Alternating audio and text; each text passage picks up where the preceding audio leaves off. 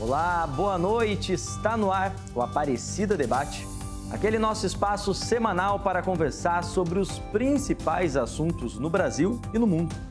Um programa para te ajudar a se informar e também formar a sua opinião.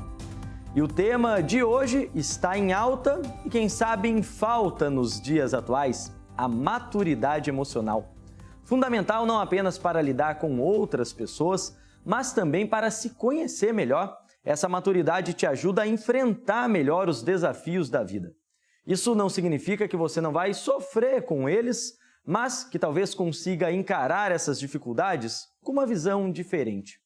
Mas como trabalhar melhor essa habilidade? Isso já pode ser aprimorado ainda na infância? E aí, à sua volta, como anda a maturidade emocional das pessoas? E a sua? Vamos tentar responder algumas dessas perguntas e com a ajuda de convidados especiais, começando aqui por ele, o professor Marcelo, que eu tenho a alegria de receber nos nossos estúdios. Marcelo Oliveira Fonseca, que é psicólogo e docente nos cursos de Psicologia e Medicina da Universidade de Taubaté, Unital. Ele é mestre em Ciências Biológicas, doutor em Engenharia Biomédica, autor de livros em Neurociências e palestrante internacional. Professor Marcelo, boa noite, viu? Obrigado por atender o nosso convite. Boa noite, obrigado pelo convite. Boa noite, pessoal. E também participa conosco pela internet Ana Kekligian. Ela é palestrante, master coach de desempenho da vida e analista comportamental, especialista em inteligência emocional e produtividade, certificada por importantes instituições do mercado. É ainda fundadora da empresa brasileira de coaching, idealizadora do projeto Mulher Absoluta. Ana, boa noite, viu? Obrigado por participar conosco. Boa noite. Que bom ter a presença de vocês aqui, e ainda mais num tema como esse, né, que a gente vê cada vez mais sendo abordado, né, no dia a dia das pessoas, que é falar um pouco sobre como lidar com as emoções, e a gente trazendo, então, através desse tema, maturidade emocional. Para a gente começar, queria a ajuda de vocês dois, começando então pela Ana. Como é que a gente pode definir isso para quem está em casa, né? O que significa esse conceito de maturidade emocional? O que isso traz para a minha vida, Ana? Olha, eu acredito muito que a maturidade emocional, ela tem um impacto muito forte na nossa imagem, né? E ela é construída através do nosso sistema de valores, crenças, significados, das nossas experiências de vida, daquilo que nós vivemos, da nossa cultura. Ela passa por uma grande influência sobre tudo que vivemos e tudo que somos. A maturidade emocional, hoje, ela tem sido muito percebida através de comportamentos. E esses comportamentos, num trabalho, por exemplo, é ela que vai ditar o seu caminho, o seu sucesso, a sua realização, né? E na vida pessoal, ela é fundamental para relações saudáveis, para adaptação das mudanças, principalmente em tempos de pandemia, em tempos de crise. A maturidade emocional, ela tem ela responde, né? O que você é. Ela representa o que você é. Porque a maturidade emocional, ela gera comportamentos saudáveis ou não, podem ser tóxicos. Ela responde quem você é. Legal a gente trazer essa síntese, né, Ana, de que ela responde quem a gente é. Professor, é um pouco nesse sentido mesmo, então. Por isso tão importante a gente falar sobre maturidade, sobre inteligência emocional nos dias de hoje. Com certeza. A gente pode até acrescentar, né, que a gente poderia também definir como maturidade emocional a capacidade da gente reconhecer, identificar as próprias emoções e reconhecer as emoções no outro, né? Por isso que uma das principais facetas da maturidade emocional é a empatia, né? Eu saber reconhecer as minhas emoções e reconhecer as emoções do outro. E isso, logicamente, é o que fundamentaria uma boa comunicação, né? Seja no ambiente de trabalho, seja no ambiente, nos nossos relacionamentos do dia a dia, mas essa capacidade, né, de identificar suas emoções, de identificar o que no ambiente desencadeia essas emoções e como o outro responde a isso, como o outro reage a isso. Agora, professor, quando a gente fala em maturidade, né, sempre vem à cabeça, acho que de quem está em casa também, é aquela ideia de maturidade da vida, né? Então, a pessoa um pouco mais velha, aquela maturidade que a gente vai ganhando com o tempo, né? Vai aprimorando, por exemplo, profissionalmente, em vários aspectos da nossa vida pessoal. Quando a gente fala em maturidade emocional, ela também só vai vir com o passar dos anos ou também dá para ir trabalhando isso desde a infância? Olha, gostaria muito de dizer que ela acontece de forma natural com o passar dos anos, mas não é isso que a gente observa, né? A gente pode encontrar pessoas com 70, 80 anos de idade que ainda não são maduras emocionalmente, e podemos encontrar aí adolescentes que às vezes tiveram uma vida mais dura, tiveram um ambiente que cobrou mais o desenvolvimento dessas habilidades e que já são extremamente maduros emocionalmente antes mesmo de ter os 18 anos de idade. Então está muito mais associado ao contato com as experiências do que necessariamente com o tempo de vida. Legal a gente observar por esse ponto, Ana, concorda também? Quer dizer, nesse caso, pelo menos, maturidade não necessariamente tem a ver com idade. Não tem a ver com idade. Eu mesma atendo vários profissionais jovens que estão em início de carreira que me surpreendem muito, enquanto muitos outros mais maduros até despirocaram com a nossa pandemia, né? E estão buscando um ajuste. Então, realmente, isso não é um padrão. Professor, então, para a gente começar a compreender como é que eu posso ir melhorando isso em casa, como é que eu posso ir trabalhando em casa, eu sempre gosto de trazer aqui algumas experiências pessoais. Eu, por exemplo, tenho um menininho de 5 anos em casa, um toquinho de gente. Na infância, já tem como a gente ir trabalhando isso? Desde a criança, a gente enquanto família, enquanto pais, a gente pode ir ajudando para quando ele chegar na juventude, na fase adulta, a vida pessoal, a vida profissional, ele conseguir já estar mais próximo do ideal para essa habilidade emocional? Sim.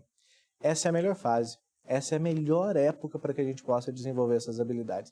Legal você trazer a experiência do seu filho. Eu também tenho uma filha pequenininha. Está com 1 ano e 9 meses. Ai, que alegria. Essa é uma época muito boa para a gente criar exatamente esses pilares do que a gente vai chamar de maturidade emocional. Então, por exemplo, quando você chega para o seu filho e ele quer um brinquedo que numa loja, e naquele momento você não pode dar, e você explica para ele, ó, não posso te dar agora, vamos embora, e a gente pensa se num outro dia a gente tem essa possibilidade.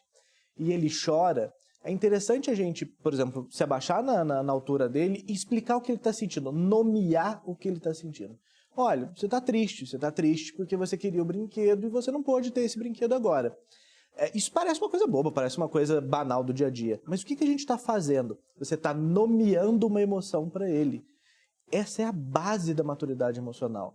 Eu preciso primeiro saber o que eu estou sentindo para que eu possa ver no outro aquele sentimento e falar assim, ele também está triste.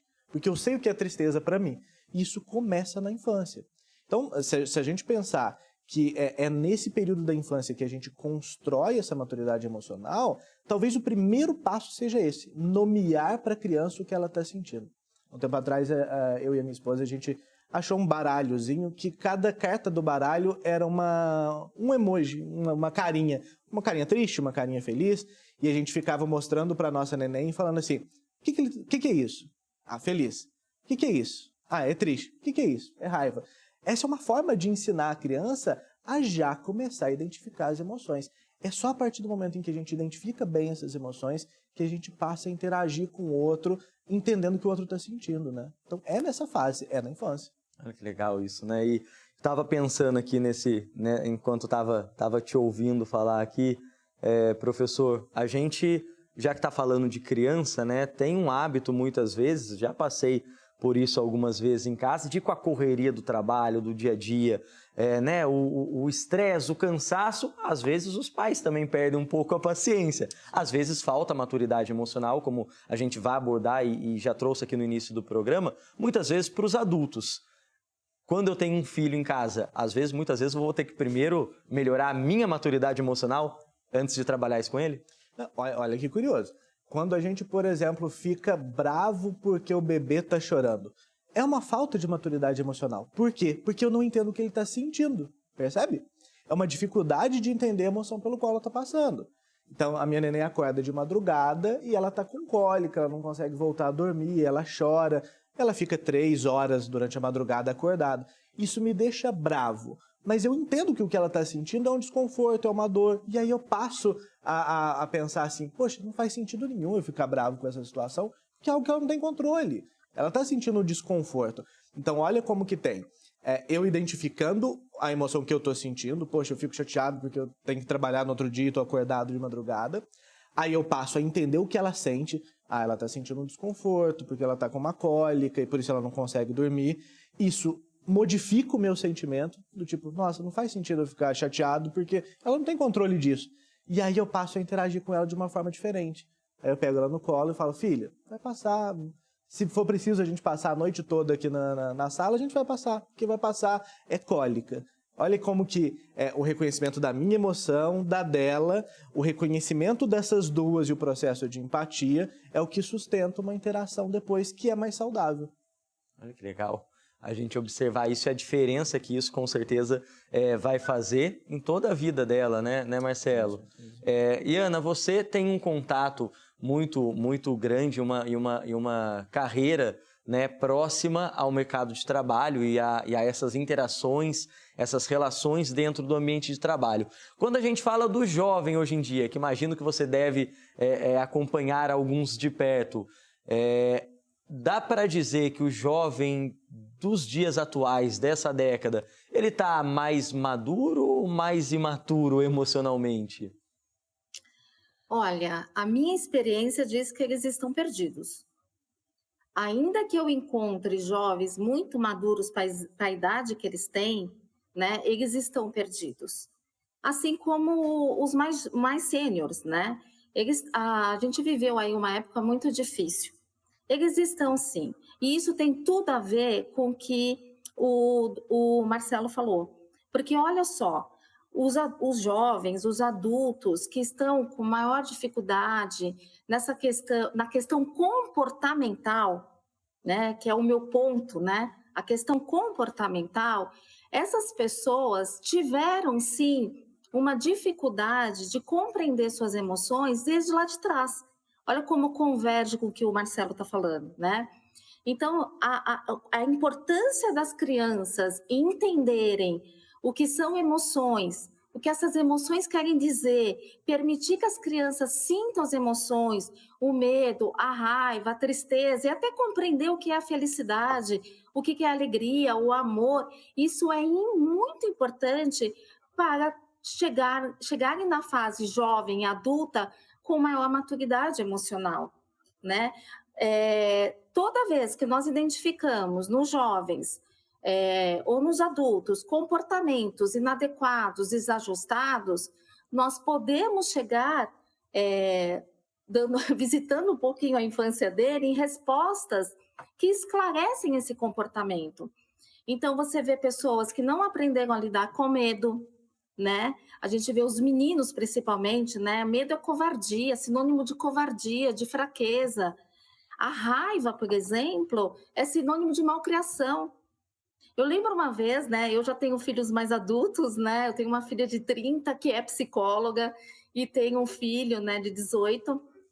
E eu lembro que o meu filho chegou em casa da escola, isso há 2 anos atrás, e ele bateu a porta e entrou muito bravo, e foi para o quarto dele. Naquele momento, a minha expressão foi assim, o que é isso, né? Eu não gostei daquela atitude, mas eu fui atrás dele e falei, filho, o que está acontecendo? E ele não queria me dizer o que estava acontecendo. Então, eu pedi para que ele pensasse naquilo e que ele permitisse sentir aquela raiva, aquele desconforto. Fosse lá o que aconteceu. Eu estou na sala. Quando precisar, fale comigo. E se precisar, dá uns soquinhos no travesseiro, pode dar. Só não vai socar coisa errada, né? Então, eu permiti que meu filho sentisse aquela raiva, né? Que é humano, né? É uma emoção vital. Assim como a tristeza. A gente aprende também que a gente não pode ficar triste. Eu, por exemplo, ouvi muito, engole seu choro. Tá chorando por quê? Né? Você não tem motivos. Nós somos questionados pelas nossas emoções. E isso vai gerar o quê? Jovens com muita dificuldade comportamental, porque por trás de todo comportamento existe uma emoção. Professor, queria ouvir sua opinião sobre esse ponto também, não tem como não perguntar, até também pelo contato que o senhor tem com jovens em um momento complexo da vida, né? Que é a formação acadêmica, que é, entre tantas mudanças na vida, às vezes de mercado de trabalho, de relacionamentos, também aquela pressão ou muitas vezes frustrações que esse início da caminhada profissional gera. Com esse contato, como é que você consegue definir um perfil geral da maturidade emocional do jovem hoje? Eu acho que assim, a gente acabou construindo uma sociedade, principalmente ao longo aí das últimas 2 décadas, que ensina pouco a autoobservação. Então, aqueles que são adolescentes hoje, que são adultos jovens hoje, muitas vezes passaram por infâncias que eram pouco estimulados a entender o que estavam sentindo, o que o outro estava sentindo, eram pouco cobrados a desenvolver empatia. Isso, logicamente, tem um reflexo para o resto da vida. Da mesma forma, é curioso, porque quando a gente fala, por exemplo, que a gente desenvolve empatia e que a gente desenvolve essa observação das emoções na infância, a adolescência ela é um período muito complicado do ponto de vista biológico, né? Porque ao mesmo tempo que o cérebro está em franca expansão, a gente também tem toda descarga hormonal que confunde os sentimentos, e um indivíduo que ele está sempre buscando entrar em grupos diferentes, buscando ser aceito em grupos diferentes, e que ainda é muito impulsivo.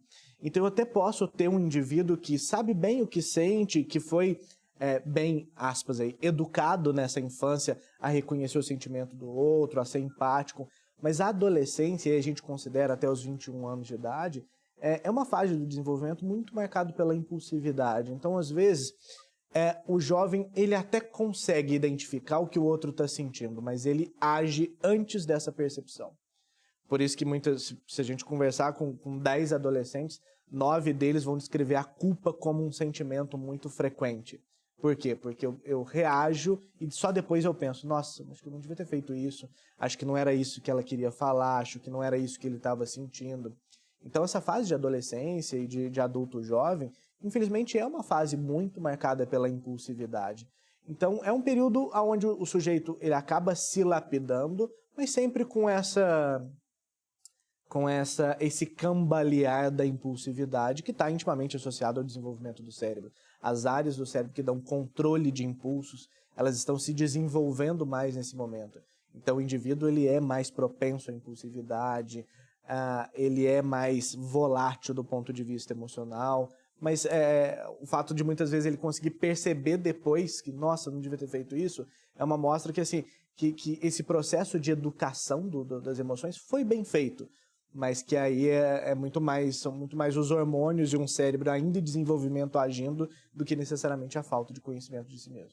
O papo está muito bom, gente, mas a gente precisa fazer uma primeira pausa e ainda tem vários assuntos para a gente abordar. Quero falar de mercado de trabalho, Ana, e também estou com uma questão aqui, professor, disso que a gente está falando, que a gente falou bastante das emoções, dos sentimentos, mas até onde será que nós somos responsáveis pelo que o outro vai sentir? E nesta noite falamos sobre maturidade emocional com os convidados Marcelo de Oliveira Fonseca, psicólogo e professor nos cursos de Psicologia e Medicina da Universidade de Taubaté, e também com a Ana Kegligian, ela que é palestrante e Master Coach de Desempenho da Vida e analista comportamental.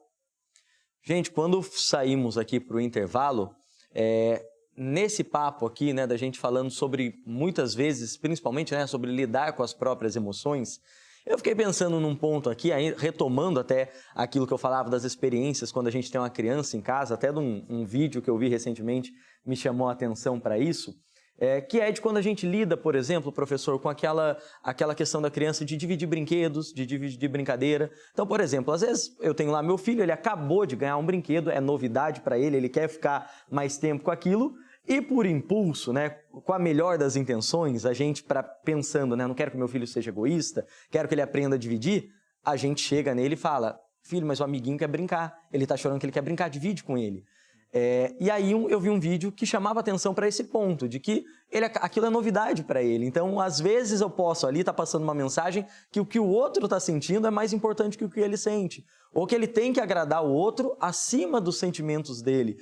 É uma coisa que a gente tem que ter atenção hoje em dia mesmo também, de a gente tem que saber ter essa empatia, como o senhor falou, do que o outro está sentindo, mas também existe um limite da onde a minha responsabilidade pelo que eu estou causando em você, né, até onde ela vai, onde ela termina? Uhum. É muito curioso, né? Quem tem criança pequena em casa, né? E quem tem criança pequena e pet, um cachorro, um gato, muitas vezes se depara com situações que parecem que a empatia ela precisa realmente ser ensinada. Você vê uma criança pequena chegando próxima de um cachorro, e às vezes ela vai fazer o carinho e ela bate na cabeça do cachorro. Aí você chega, filha, não pode fazer isso, você machuca ele, senão ele pode não gostar mais de brincar com você assim. E aí ela passa a não fazer mais. Isso é um exemplo de ensino de empatia, né? Você está descrevendo para ela o que o animal, que aparentemente até o momento não consegue explicar para ela o que ele sente e os impactos disso, o reflexo disso, e ela passa a se nortear a partir daí. Então sim, a empatia ela precisa ser ensinada em vários contextos, né? Principalmente para a criança pequena. Se ela desconhece até um determinado momento o que ela sente, ela tem mais dificuldade ainda de reconhecer o que o outro sente. Porque, eu só sei o que o outro está triste se eu sei o que é tristeza. Então, tem esse caminho, né? Primeiro ela identifica o dela, para depois ela identificar o do outro. Então, a empatia é exatamente esse processo. Então, sim, a empatia precisa ser ensinada. Mas é curioso, né? O quanto a gente tem de responsabilidade pelo que o outro sente. Aí, lógico, não na criança, mas no adulto. No consultório, eu costumo falar muito sobre intencionalidade. Então, vamos pegar um exemplo. Se eu falo algo para alguém com a intenção de magoá-la, sim, eu sou responsável pelo que o outro sente. Então, percebe que está muito mais atrelado a um fator de intencionalidade? Porque se eu falo algo que não tem a intenção de magoar o outro, mas o outro fica chateado. A ideia de culpa ela pode ser questionada aí, porque não houve intencionalidade, eu não fiz com a intenção de magoar. Isso não quer dizer que eu não deva me importar, tá? Coisas diferentes, né? Exato. Eu posso perceber que o que eu disse magoou o outro, e aí eu vou me explicar. Isso é responsabilidade emocional. Olha, talvez o que eu tenha dito possa ter sido entendido de uma forma que não era a que eu queria, que eu percebi que você ficou chateado. Então, assim, não era a minha intenção. E muitas vezes, às vezes a gente percebe, assim, pessoas que pensam assim, eu não queria magoar, então não vou pedir desculpa. Às vezes não existe isso. Às vezes, assim, o pedido de desculpa, ele também está atrelado ao que eu despertei, mesmo que sem querer no outro. Então, olha, às vezes eu falei de uma forma que pode ter sido interpretado de uma outra maneira e te deixei triste. Não era a intenção, desculpa. Então, assim, a gente tem que relacionar essa responsabilidade pelo que o outro sente, a intencionalidade, mas sempre exercitando a empatia.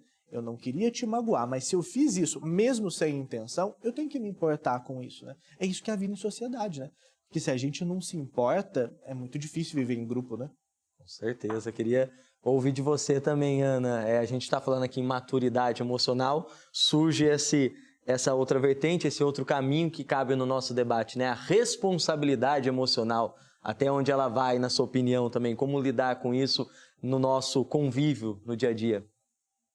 Assim como tem pessoas que se culpam pelo sentimento do outro, mesmo quando não teve intenção, eu convivo com muitas pessoas, né? Nós identificamos muitas pessoas que culpam os outros por aquilo que está sentindo, né? Então, existem esses dois lados.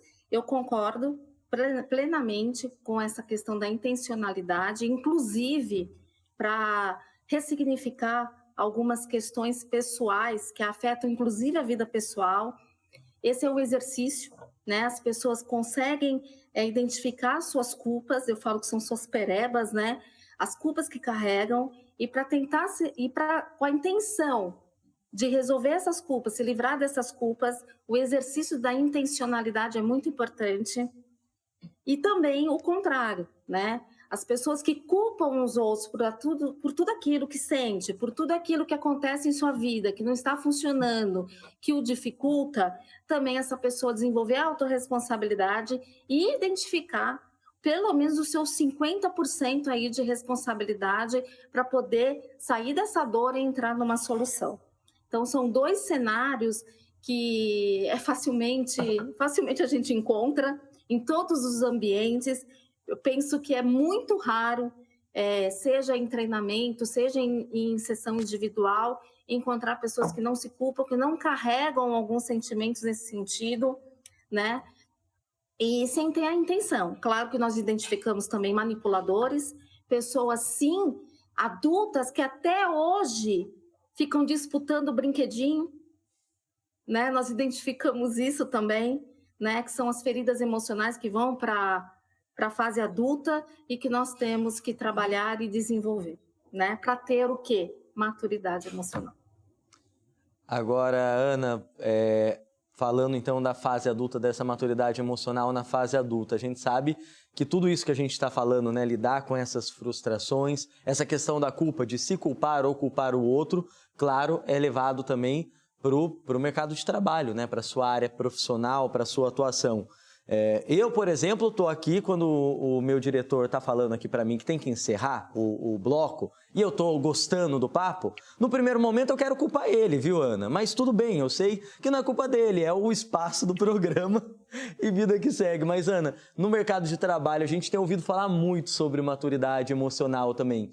Por que que isso está tão em alta e por que que é tão importante a gente ter esse controle de saber como lidar com essas sensações no ambiente corporativo? Olha, primeiro já começa que as pessoas são contratadas pelas suas competências, elas são contratadas pelos seus currículos e são demitidas pelas questões comportamentais, né? Isso é um índice altíssimo. Isso nós estamos falando de 90% dos casos funcionam dessa forma. Então, temos que olhar com atenção. Então, existe alguma questão aí. O que você está fazendo, como você está se portando, como é a sua comunicação, como é a sua expressão, como é a sua forma de receber feedback, como você lida com os outros, qual a sua capacidade criativa, a sua capacidade de inovação, de flexibilidade, de resiliência. Isso tudo passa pela maturidade emocional, né? Agora, nos dias de hoje, isso tem sido, inclusive, ponto de processo de seleção, né? Está sendo colocado hoje essa questão da inteligência emocional, né? E que abrange, né? Abrange a sua capacidade de trabalhar com autonomia, com autorresponsabilidade, abrange o seu senso intraempreendedor, de você sentir dono do negócio e cuidar do negócio como se ele fosse seu, a visão sistêmica.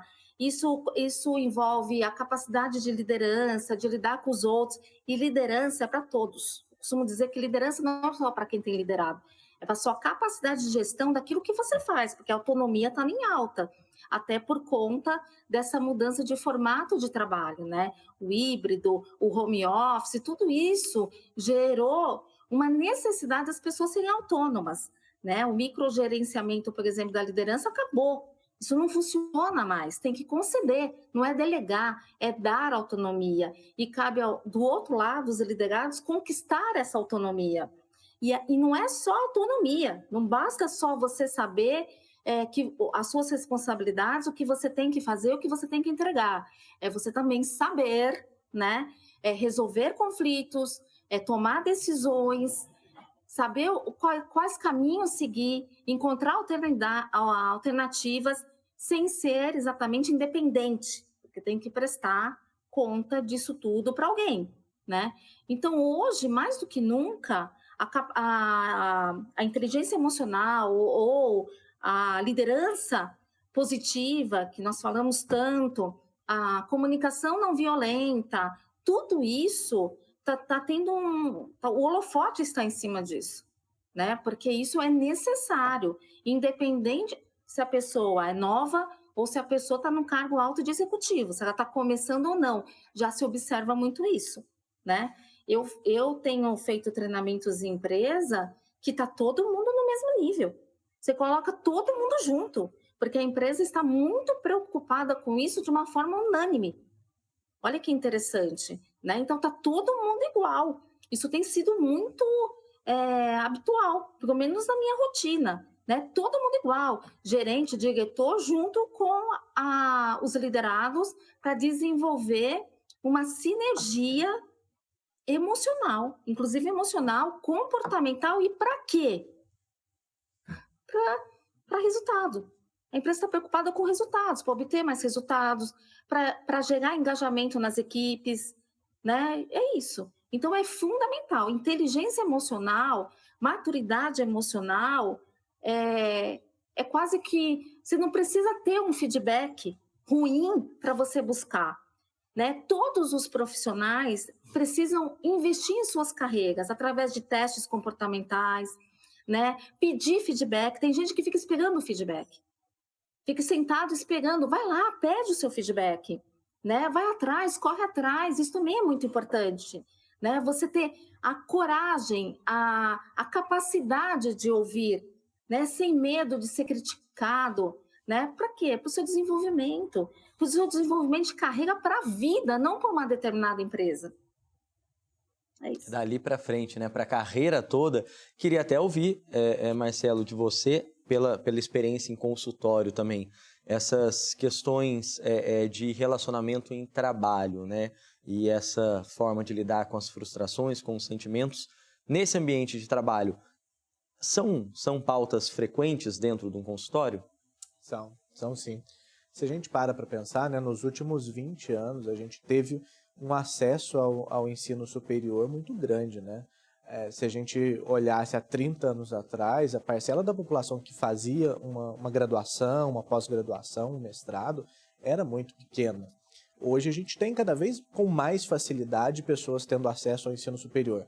Então, bem o que a Ana falou, né? Assim, a gente consegue, com uma maior facilidade, continuar os estudos, se capacitar, ter um currículo denso.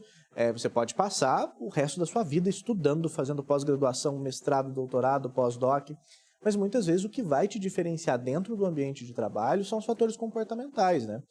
Então, chega muito para a gente no consultório indivíduos que têm um currículo muito bom, uma capacitação técnica muito boa, mas que, por exemplo, ou que não sabem desenvolver bons comportamentos de liderança, ou que não tem uma boa comunicação, ou que não conseguem delegar. E esses são comportamentos, né? A gente não aprende a delegar na graduação, ou no mestrado, ou no doutorado. Isso são capacidades que a gente vai desenvolvendo ao longo da vida, de empatia, de entender o que o outro precisa para cumprir determinada tarefa, de entender que não sou só eu que sou o foco das atenções, em dividir um pouco do sucesso das coisas que a gente alcança. Essas são capacidades, são comportamentos que a gente desenvolve ao longo da vida. Então é muito comum a gente encontrar pessoas que vão para o consultório, que estudaram 12, 15, 20 anos seguidos, chegaram ao pós-doutorado, mas que praticamente não tiveram experiência de trabalho. E que quando vão para dar aula ou entram numa empresa, tem muita dificuldade de comunicação. As pessoas normalmente não pensam que elas têm que desenvolver as duas coisas ao mesmo tempo, né? Juntas, né? Exato. Então eu melhoro o meu currículo, mas eu também melhoro minha comunicação. Porque se eu tenho só um bom currículo, quando eu vou trabalhar em algum lugar, a não ser que eu seja um empreendedor solitário, que eu crie uma startup que só eu seja chefe e funcionário, eu vou lidar com outras pessoas, né? E aí que a coisa começa a ficar difícil. Ou seja, professor, é quase, ao mesmo tempo que é algo obrigatório, né, que se espera de todo mundo hoje em dia, essas questões emocionais às vezes estão valendo mais do que algumas formações num currículo. Com certeza, com certeza. Eu tenho muitos pacientes que não têm graduação, mas que são líderes de grupos de profissionais extremamente técnicos. Isso acontece muito, por exemplo, na área de programação, onde a gente não tem muito essa necessidade de um diploma de graduação. Então você tem um indivíduo que durante a adolescência toda já programava, já domina muito bem a técnica, ele não tem um diploma e ele é líder de uma equipe de pessoas que têm doutorado, que têm mestrado. Então a gente vê muito que o comportamento ali não foi ensinado no ambiente acadêmico, né? Olha que legal a gente falar disso e principalmente até porque nesse cenário que a gente vive, né, Ana e Marcelo, muito triste, né, do número de desempregos, né, de pessoas desempregadas no Brasil é ainda muito grande e acho que isso é até uma orientação para quem está em casa que não quer, claro, perder o seu trabalho ou para quem está procurando também estar atento a esse ponto. Por isso, agradeço a vocês por trazer isso e eu quero mais informações. Estamos de volta com o Aparecida Debate e hoje falamos sobre maturidade emocional. Tema em alta e em falta nos dias de hoje. Mas essa competência é fundamental não apenas para lidar com outras pessoas, mas também para se conhecer melhor. Essa maturidade vai te ajudar a enfrentar melhor os desafios da vida.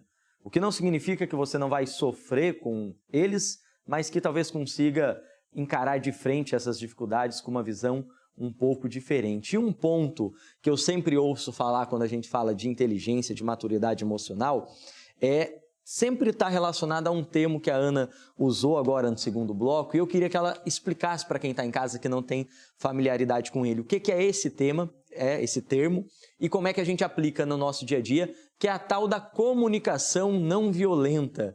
Ana, como é que a gente explica para quem está em casa, né? O que é ser violento na comunicação? Bom, a comunicação é tudo, né? Nós nos comunicamos, inclusive, calados. É uma necessidade importante e eu diria até que estratégica, com o objetivo de promover uma comunicação mais eficaz, mais amigável, mais justas. E para quê? Para ambientes e relações mais saudáveis e produtivas, né? Ninguém gosta de ser controlado, mandado, ninguém gosta de ser tratado com uma comunicação exigente, exposta, agressiva, e nós vemos muito isso dentro dos lares e também no trabalho. Existe muito isso e muitas pessoas não têm nem a consciência que estão sendo vítimas de uma comunicação violenta, né? Ou que estão atuando com uma comunicação violenta. Então, a comunicação não violenta é um ponto de atenção importantíssimo e estratégico para o desenvolvimento humano, para gerar relações, né, mais positivas, para você ter sucesso, para as pessoas terem sucesso, serem mais realizados, porque uma comunicação desajustada pode colocar todo o teu currículo a perder, né? E hoje, com o burnout sendo uma doença reconhecida, né, como uma oriunda do trabalho, esse é um ponto de atenção alto nas corporações. Nós falamos muito sobre isso, temos que tomar muito cuidado. E muitas vezes essa comunicação violenta, ela vem meio maquiada, ela vem dentro de uma manipulação e atinge muito as mulheres, os inexperientes, pelo menos é o que nós vimos em índices, né? Atinge mais os jovens e as mulheres, né? É através de preconceito, é através de discriminação de gênero também, né? E isso passa pela imaturidade emocional, porque um líder ele pode ser o mais competente do mundo, ele pode ter uma experiência incrível, mas se ele não sabe se comunicar, se ele não sabe fazer abordagens positivas, se ele não tem empatia, se ele não tem a capacidade de ouvir, porque geralmente quem tem a comunicação violenta, ele mais fala do que ouve, né? Ele não se coloca no lugar do outro, ele tão pouco está compreendendo e conversando com as suas próprias emoções, e que dirá dos seus liderados, né? E veja, essa comunicação não violenta, ela pode vir da vida dele, lá da infância, pegar a história de vida dele, e aí nós, né, como pessoas que desenvolvemos pessoas, né, nós precisamos cuidar e acolher essas pessoas. Algumas chegam sim dizendo eu tenho uma comunicação violenta e outros chegam dizendo que são vítimas, né? Então são dois cenários diferentes que podem ser trabalhados, porque tem muita pessoa utilizando de uma comunicação violenta porque saiu do eixo, né? Porque aconteceram tantas coisas nos últimos tempos, gera tanta insegurança, baixa autoestima, o medo toma conta e essas pessoas acabam derrapando na comunicação. Mas pode ser que essa comunicação violenta vem da história dele, vem de uma herança, vem de um padrão comportamental. Então esse é um assunto seríssimo e eu queria aproveitar, e até por conta do que nós falamos anteriormente, e dizer para as pessoas que tão importante quanto é investir no conhecimento, nas suas especializações, invista no seu autoconhecimento, porque é exatamente através do autoconhecimento em reconhecer, em saber quem você é, aonde você quer chegar, né? Que você vai usar melhor os seus conhecimentos e adquirir conhecimentos novos que façam realmente sentido. Então, nós vemos muitas pessoas correndo atrás de especializações, de formações, de MBA, de línguas. Isso é importante, claro que é, mas tão importante quanto isso é o autoconhecimento. E eu vejo e eu convivo com muitas pessoas ainda com preconceito com relação a tudo isso, que tem vergonha de assumir que está sentindo alguma coisa, que tem uma dificuldade emocional. Quando nós recomendamos um psicólogo, um psiquiatra, eu vejo muita resistência, né? Poxa, isso é humano. E, nossa, nunca se cresceu tanto a necessidade de você ter um acompanhamento psicológico, emocional, né? Coisa que os coaches não vão entrar, né? E tem muitas pessoas que não se previnem e que acabam um machucado ali acaba infeccionando e precisam sim de cuidados, né? A ansiedade explodindo, então, estamos vivendo um surto de ansiedade, né? Um surto de depressão, um surto de burnout, né? E burnout também está acontecendo isso, que é o contrário, né, do burnout. As pessoas são colocadas na geladeira, né? E elas ficam completamente transtornadas por isso. Então, a comunicação violenta, ela é muito importante, principalmente na liderança, né? Para você desenvolver pessoas, para você conseguir se colocar no lugar delas, para você entender que cada um é individual, né? Os líderes geralmente querem que todos sejam como eles. E é tão importante perfis diferentes, isso agrega tanto numa companhia, num departamento, quanto mais diversificado forem os perfis, né, maior ganho isso gera nos resultados, na criatividade, nas soluções. Então, comunicação não violenta, ela é um estudo, né? Ela tem aí um estudo do psicólogo Marshall Rosenberg, e ela é muito importante. Leiam sobre isso, desenvolvam isso, procurem ajuda sobre isso. É importante, a gente ouve falar bastante hoje em dia, e acho que é um assunto importante para a gente tratar aqui no programa, ainda mais depois de tudo que a gente viveu, né, professora? A gente, pelo que eu estou entendendo, para a gente trabalhar a nossa maturidade emocional, quando a gente trabalha relações, a gente precisa se relacionar, né? Precisa colocar isso em prática no dia a dia. E talvez nossos convidados e você que está em casa se lembre, há pouco mais de 2 anos, né, o mundo praticamente parou por conta da pandemia da Covid-19. Isso mudou diretamente a forma das pessoas se relacionarem por causa do distanciamento social e de tudo que isso acarretou. Estava lembrando aqui, conversando com o pessoal da TV, professor, que eu mesmo, por exemplo, me senti nesse período muitas vezes mais ansioso que o normal, com mais medo que o normal. Enfim, isso, até onde eu achava que eu já era mais maduro emocionalmente, de repente eu senti que eu andei para trás. Aparentemente isso aconteceu com mais pessoas durante esse período da pandemia? Muita gente. A maioria dos pacientes que a gente encontra no consultório hoje, que buscam terapia, são pacientes que começaram a observar essas primeiras dificuldades durante a pandemia. É muito curioso, né? Porque assim, quando a gente está num momento bom da nossa vida, quando as coisas estão dando certo, quando o emprego está deslanchando, o seu relacionamento está bem, é mais difícil da gente observar sintomas de ansiedade, né? Eles ficam mais evidentes quando as coisas estão dando errado. E a pandemia foi um dar errado para todo mundo, né? Para o mundo todo. Então, muitas vezes a gente até fala para os pacientes assim, não é que você desenvolveu um transtorno de ansiedade na pandemia. Muitas vezes você já tinha sintomas de ansiedade, mas a contenção do período de isolamento da pandemia deixou isso muito evidente. Então, são nos momentos mais difíceis, nos momentos mais de dificuldade, que a gente vai observar esses sintomas de forma mais clara, né? Até por isso, uma coisa que eu tento fazer bastante no consultório, às vezes quando o paciente está próximo de receber alta, então imagina um paciente que veio para tratar um transtorno de ansiedade, quando ele está próximo de receber alta, eu espero algumas semanas para esperar alguma coisa dar errado na vida dele. E parece ruim falar isso, mas Vai acontecer. Uma hora a gente toma uma fechada no trânsito, ou aquela promoção que parecia que ia sair, não sai. E aí a gente vê como o sujeito reage. Porque eu avaliar uma pessoa num momento bom da vida dela é muito fácil. A gente tem que ver como é a nossa reação nos momentos difíceis, né?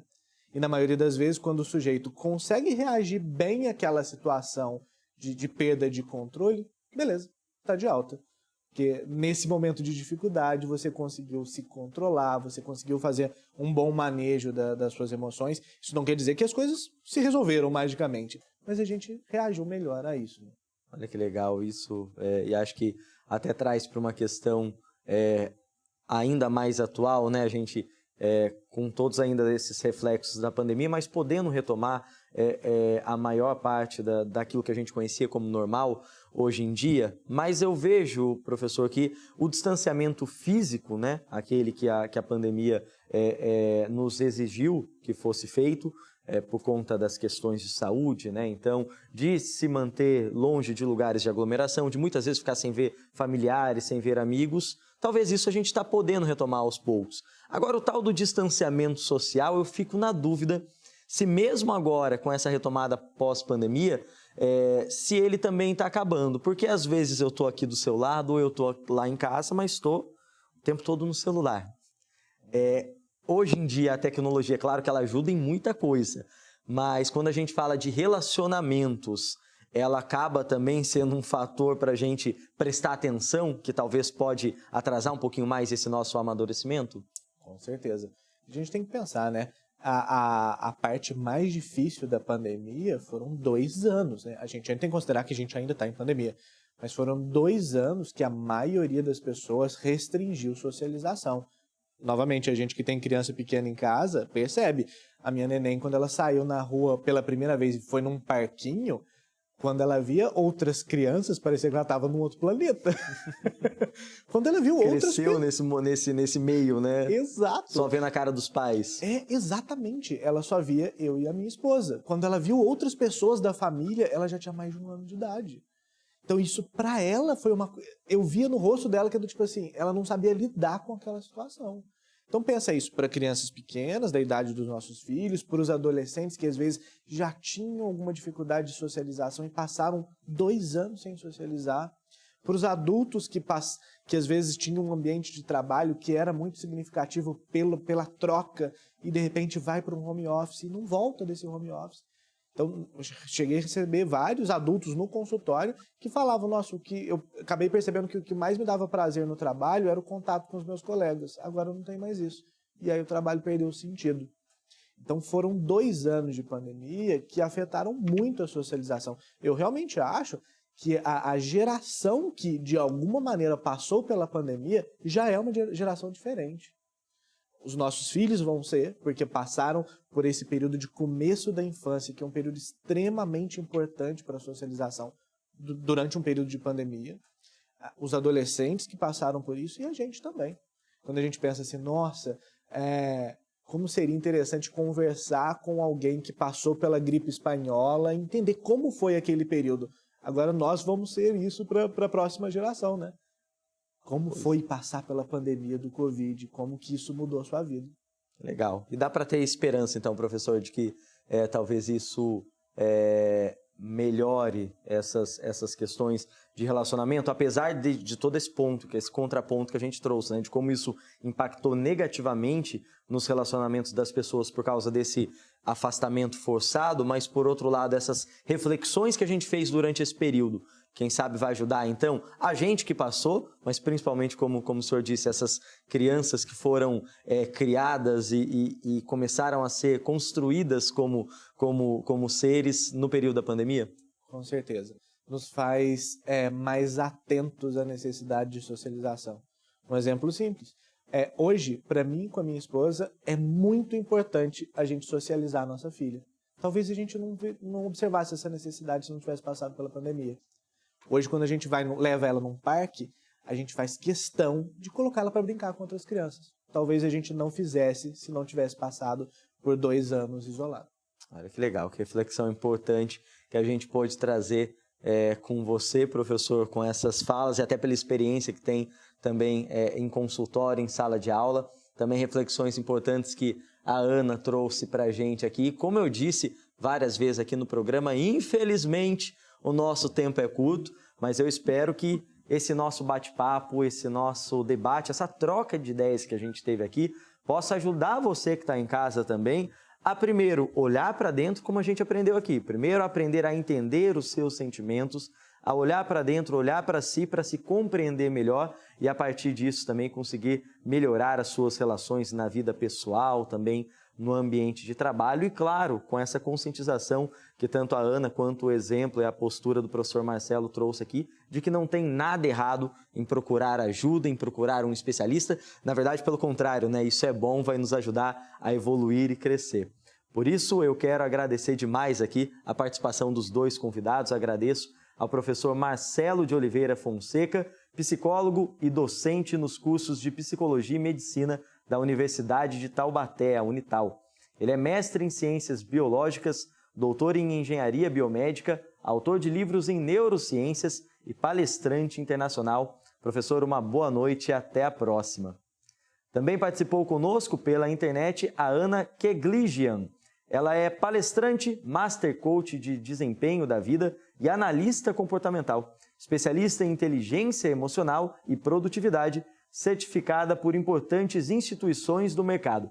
É ainda fundadora da Empresa Brasileira de Coaching e idealizadora do projeto Mulher Absoluta. Sinta-se em casa e volte sempre, viu, Ana? Obrigado aí pela parceria.